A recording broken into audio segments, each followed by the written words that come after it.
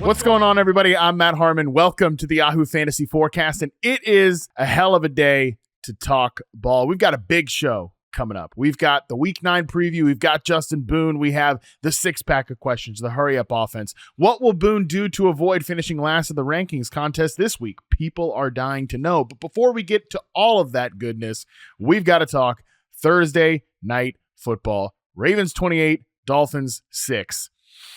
Woof. Bad vibes over there on the Miami Dolphins side of things. But let's start with the winners here, as we always do, and talk about the Baltimore Ravens. Man, took a little minute. Took a little minute for the Ravens to get heated up in this game. There's no question about that. But once things got rolling for Lamar and the boys, it was over. There was no chance. There was no stopping this offense, that defense. Not a shot. Just simply not a shot. I said this to Nate on the, I think I said it to Nate on the show, maybe off the show. Pretty sure I said it on the show, on the Fantasy Film Room. Like, these two teams feel like they play all the time. Like, don't we get a lot of these games between the Ravens and Dolphins?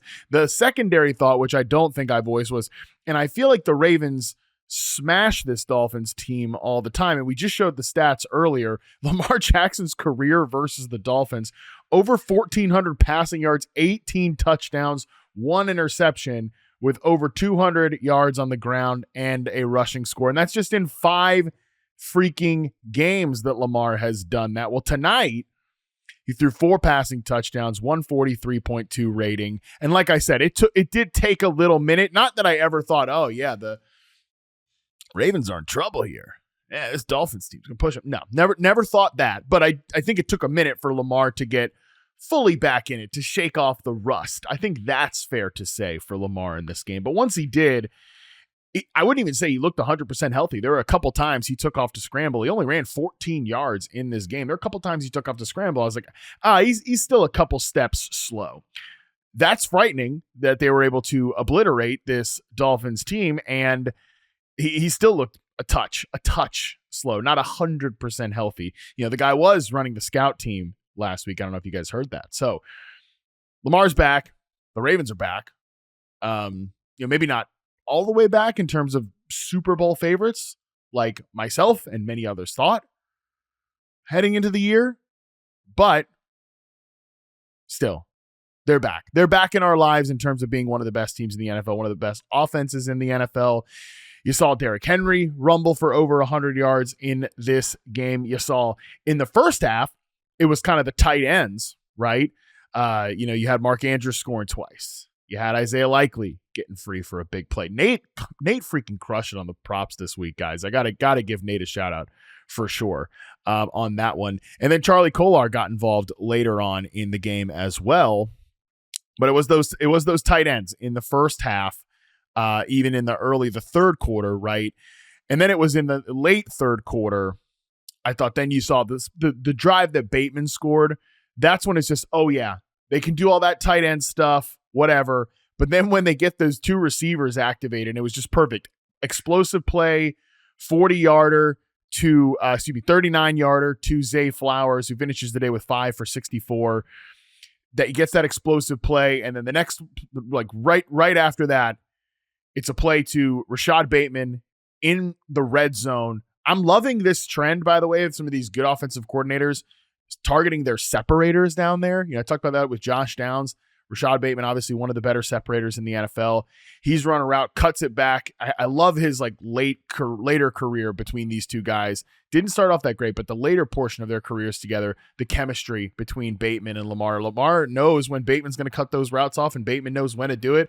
Easy touchdown. It's just, again, that's when this offense can really be dangerous, when they're getting those receivers activated on this one.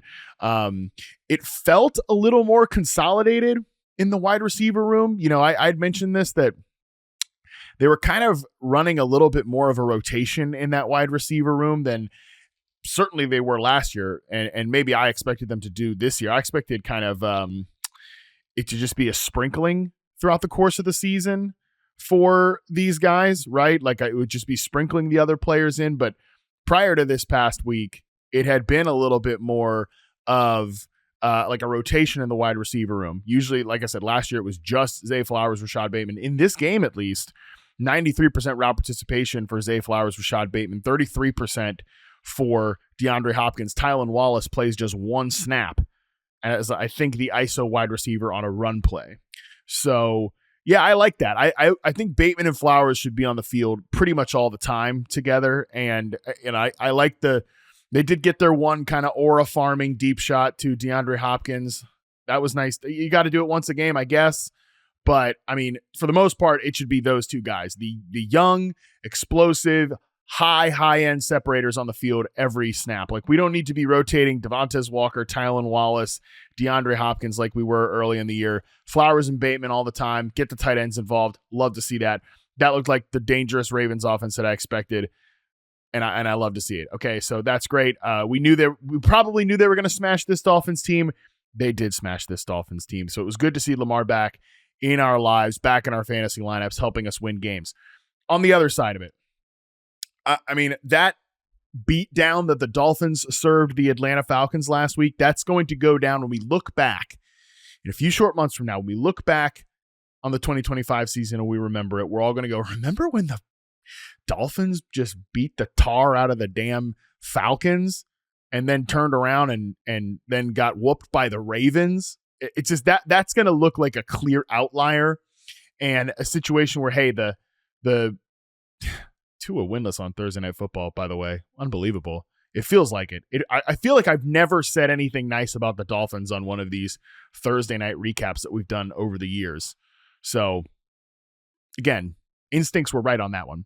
Anyways, we're going to look back on that as a clear outlier that was just more about the Falcons not having a counterpunch when they took away the run game because they didn't have their best wide receiver on the field and their backup quarterback was on the field. That's what it's going to look like. That's what it was. Didn't really say anything about the Dolphins. Said they could execute a game plan to stop one running back, and that's it. Great. Congratulations. That's all the Falcons had to offer you. A team like the Ravens has a lot more to offer than just one running back. They got a lot of dimensions that they can hurt you. They have an MVP quarterback, not a backup quarterback in Kirk Cousins at this phase of his career. So you saw again just what the Dolphins are. They're a pretty rough operation. And honestly, I say all that, and yet there was a moment when this game was pretty close, right? In the first half, it didn't feel like the Ravens were about to run away with this thing. They eventually did, because not only are the Dolphins the inferior team, they're also the dumber team. They also are a team that consistently made mistakes, weird choices, bad penalties. Mike McDaniel, more irate than I think I've ever seen him. When the offensive lineman, I can't remember his name off the top of my head, but 4th and 1, false start, and then the kicker misses the field goal. They were going to go for that 4th down, false start. They send the field goal unit out there. Kicker misses the kick. Congratulations, nice long drive. You get 0 points out of it because of mistakes. Later on, they get down around the goal line again. On 4th down, they call a fade to Devon Achane, who is 5'9", lined up in single coverage against Kyle Hamilton, who is 6'4", with a 94th percentile wingspan. What are we doing here? Mike McDaniel looking all exasperated out of the afterwards. Who calls the plays here?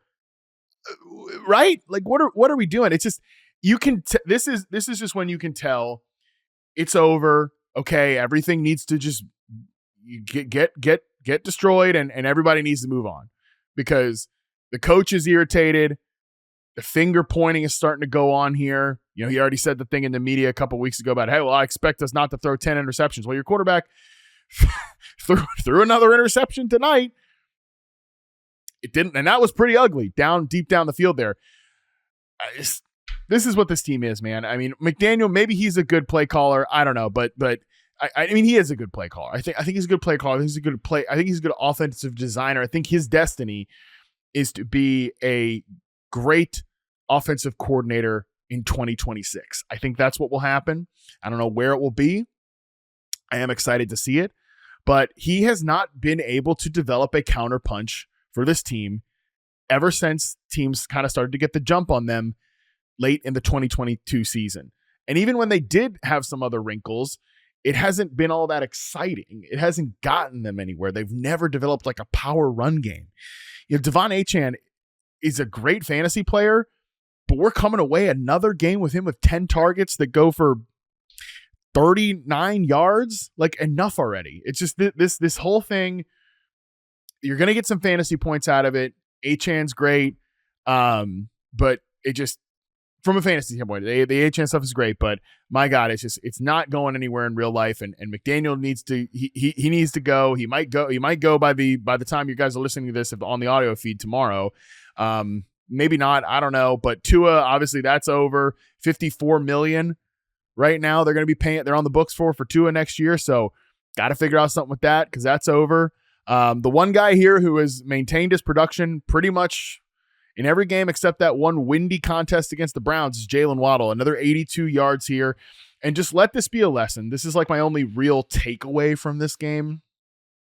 Let this be a lesson about targets are earned. Okay, which I think is a phrase that has gotten into the fantasy lexicon over the last, I'm going to say 4 years or something.